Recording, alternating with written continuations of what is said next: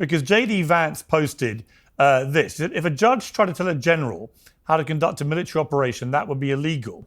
If a judge tried to command the attorney general in how to use her discretion as a prosecutor, that's also illegal.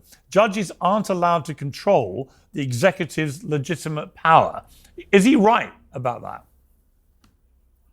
Well, he is right, except, everything turns on the use of the words legitimate, and it is the judges, it is our judicial system that decides what's legitimate, not the executive branch. So, it is true that if a court was asked, can a general be told how to direct troops in a battle, of course the court would say, no, that is not something discretion you can take away from the military. But that's not what's going on here. I mean, what's going on here is budget cutting and changes in government programs. And in our system, going back to 1803 in the case of Marbury versus Madison, it is the judiciary, not the executive branch and not Congress, that decides ultimately what the law is. So, I mean, what was troubling about that J.D. Vance argument was that it suggested, and he didn't say it quite outright, that the executive could tell the courts what was constitutional. In our system, ultimately, it's the courts that decide what's unconstitutional and what's constitutional. And I hope that this administration continues to honor that basic bedrock of our system. Clay, you want to jump in? And I saw Clay, one of the jump in. I think 2 points.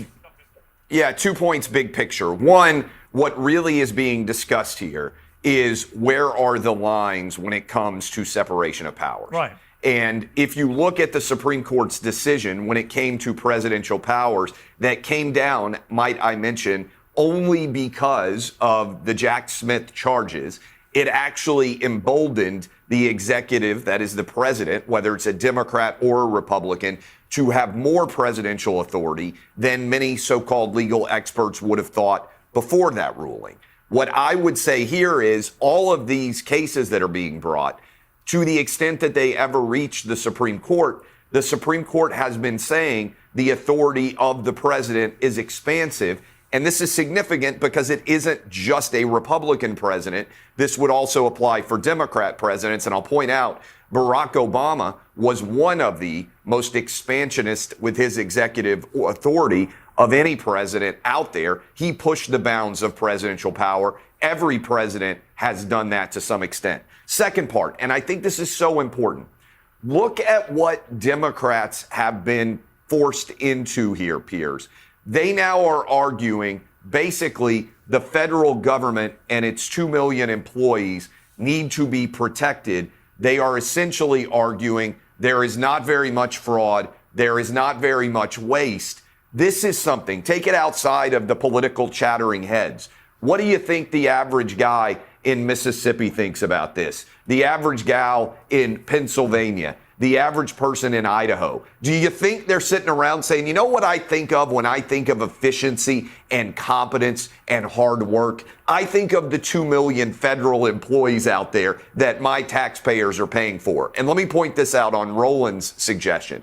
Again, the nuance here is important. What they offered was voluntary buyouts, meaning you work and get paid through September and you voluntarily leave. I don't know how many people out there are watching us right now for this clip, Piers, but let me just address all of them.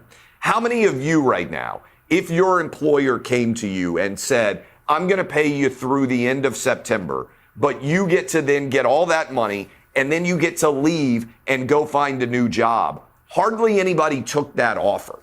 Most people in America, I think, would take that offer if they have great ambition, if they have great skill, if they have a desire to go out and find something better. All these federal employees are sucking on the teat of the American taxpayer, and they think they got a good gig or they would have bailed on that offer. I happen to think, and I tweeted it early today, I wish Trump would just come out and fire half of all federal workers, take it to the court, see whether or not he could do it. I think the American public would see no decline in the overall quality of our government. In fact, I think the half that stayed probably are doing the work of the other half. I think there's a lot of people not doing much at all, and that's why they want to keep these secure jobs that pay them really well. Well, I can Private see- I can sector's see- not like this. Again, I think I can this see is a Jeffrey's- 25% support issue. All right, Jeff.